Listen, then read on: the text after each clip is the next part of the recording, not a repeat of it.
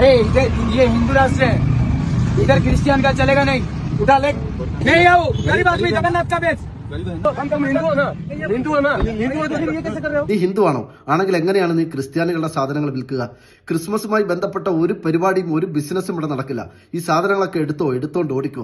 അരെ ഇത് ഹിന്ദു രാഷ്ട്രമാണ്. നോക്കൂ, ക്രിസ്മസ് അടുത്ത സാഹചര്യത്തിൽ നോർത്ത് ഇന്ത്യയിൽ നിന്നും വരുന്ന വാർത്തകളാണ്, ചിത്രങ്ങളാണ്, ദൃശ്യങ്ങളാണ്. ഈ സംഭവങ്ങൾ ഒരേ സമയം ഹിന്ദുക്കൾക്കും ക്രിസ്ത്യാനികൾക്കും കണ്ണു തുറന്ന് കാണാനും ചിന്തിക്കാനുമുള്ള അവസരങ്ങളാണ്. എന്നെ കാണുന്ന കേൾക്കുന്ന എന്റെ ഹൈന്ദവരായ സഹോദരങ്ങളോട്, പ്രേക്ഷകരോട് ഞാൻ ചോദിക്കട്ടെ, ഈ കാലം വരെ ഏതെങ്കിലും ഒരു തീവ്ര ഹിന്ദുത്വവാദി സംഘപരിവാർ നിങ്ങളുടെ അടുത്തേക്ക് വന്ന്, നിങ്ങളുടെ വീട്ടിലേക്ക് വന്ന്, നിങ്ങൾക്ക് കഴിക്കാൻ ഭക്ഷണമുണ്ടോ, നിങ്ങൾ കൊടുക്കാൻ വസ്ത്രമുണ്ടോ, നിങ്ങളുടെ ആവശ്യങ്ങൾ നടക്കുന്നുണ്ടോ എന്ന രീതിയിൽ ഒരു സുഖവിവരം ചോദിച്ചുകൊണ്ട് നിങ്ങളുടെ അടുത്തേക്ക് വന്ന ചരിത്രമുണ്ടോ, ഓർമ്മയുണ്ടോ? നിങ്ങളുടെ വെള്ളം കുടി മുട്ടിക്കാനല്ലാതെ, നിങ്ങളെ കൂടുതൽ ദാരിദ്ര്യത്തിലേക്ക് തള്ളിവിടാനല്ലാതെ, നിങ്ങളുടെ ജീവിതം കൂടുതൽ ദുസ്സഹമാക്കാനല്ലാതെ ഏതെങ്കിലും ഒരു കാര്യത്തിൽ അവർ ഇടപെട്ടിട്ടുണ്ടോ, നിങ്ങൾക്ക് വേണ്ടി സംസാരിച്ചിട്ടുണ്ടോ? നിത്യവൃത്തിക്ക് വകയില്ലാത്ത പാവങ്ങളായ തെരുവോര കച്ചവടക്കാരായ ഈ ഹിന്ദുക്കളെ അടിച്ചോടിക്കുന്ന തീവ്ര ഹിന്ദുത്വവാദികൾ അവരുടെ വിശപ്പ് മാറ്റുമോ?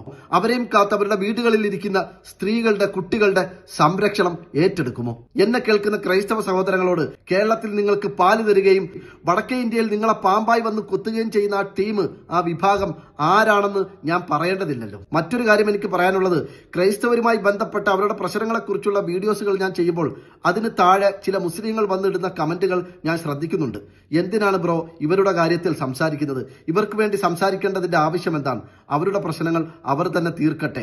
ഈ രീതിയിൽ അസ്വസ്ഥമായ ചില കമന്റുകൾ സ്ഥിരമായി എനിക്ക് കിട്ടാറുണ്ട്. അവരോടൊക്കെ എനിക്ക് പറയാനുള്ളത്, നമ്മുടെ സഹജീവികൾക്കൊരു പ്രശ്നമുണ്ടായാൽ അതിൽ ഇടപെടുന്നത്, അവർക്ക് വേണ്ടി സംസാരിക്കുന്നത് അവരുടെ മതം നോക്കിയിട്ടാണോ? അത്തരത്തിൽ അവരുടെ മതവും ജാതിയും നോക്കുന്നത് മനുഷ്യരുടെ അന്തസ്സിനും അഭിമാനത്തിനും ചേരുന്ന പരിപാടിയാണോ? സാമൂഹ്യ പ്രതിബദ്ധത എന്നൊന്നില്ലേ? അത് മതത്തിനും ജാതിക്കും അതീതമായി നമ്മൾ എല്ലാവരും വെച്ചു പുലർത്തേണ്ട സവിശേഷമായ ഒരു സ്വഭാവ ഗുണമല്ലേ? അല്ലെങ്കിൽ തന്നെ നമ്മളെല്ലാം ചന്നം ഭിന്നം ചിന്നിച്ചിതറി വിഭജിച്ച് മതപരമായി കലഹിച്ച് അടിച്ചു പിരിയണമെന്ന് ആഗ്രഹിച്ച് നമ്മുടെ നാട്ടിൽ പണിയെടുക്കുന്ന ഒരു വിഭാഗമാണ് സംഘപരിവാർ.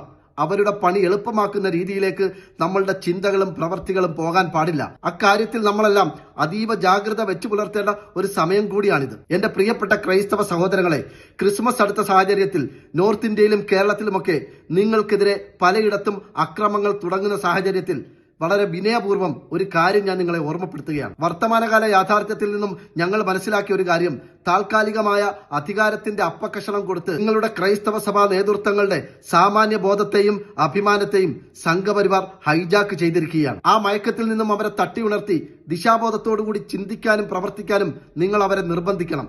അതിന് ഇത്തരം വാർത്തകളും ചിത്രങ്ങളും ദൃശ്യങ്ങളും നിങ്ങൾ പ്രയോജനപ്പെടുത്തണം.